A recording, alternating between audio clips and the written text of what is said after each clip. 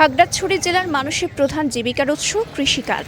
আবার পাহাড়ি জনপদ হওয়ায় এক জায়গা থেকে অন্য জায়গায় পণ্য পরিবহন ও যাতায়াতের জন্য যানবাহনই প্রধান ভরসা।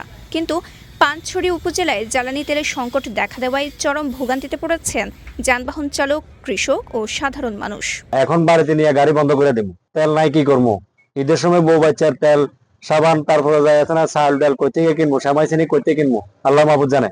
আমি একটা মাইন্ড ড্রাইভার, আমার 4 দিন ধরে আমাদের কোনো তেল নাই, পাঁচশো কোন তেল নাই।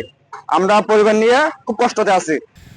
জানা যায়, গত কয়েকদিন ধরে উপজেলার বিভিন্ন এলাকায় ডিজেলের সংকট প্রকট আকার ধারণ করেছে। বিশেষ করে কৃষি জমিতে পানি তোলার শ্যালো মেশিন, মোটরসাইকেল, পেট্রোল চালিত সিএনজি, ট্রাক ও জিপ চালকরা তেল না পেয়ে চরম দুর্ভোগে পড়েছেন। উপজেলার বেশ কয়েকটি পেট্রোল পাম্পে ডিজেল ও পেট্রোলের সরবরাহ বন্ধ থাকায় অনেক চালক তেল না পেয়ে ফিরে যেতে বাধ্য হচ্ছেন, যার দরুন আয় করতে না পারায় পরিবার চালানো কঠিন হয়ে পড়েছে। মোটরসাইকেল ভাড়া মারে আমার সংসার আমি চালাই করে আজকে 3-4 দিন ধরে তেল নাই। আমি প্রশাসনের দৃষ্টি আকর্ষণ করছে, কোনো দোকানের মধ্যে তেল নাই, সব দোকানে বলে তেল শেষ।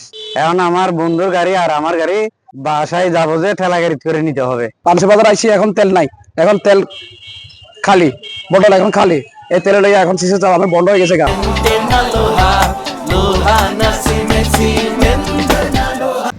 বিক্রেতারা জানান, প্রশাসনের পক্ষ থেকে পেট্রোল পাম্প খোলা রাখতে বলা হলেও তেল না থাকায় গ্রাহকদের ফিরিয়ে দিতে হচ্ছে। ডিপো থেকে কবে তেল সরবরাহ স্বাভাবিক হবে তা নিয়েও অনিশ্চয়তা রয়েছে। আজকে 3 দিন যাবত আমাদের এখানে কোনো প্রকার জ্বালানি তেল নাই।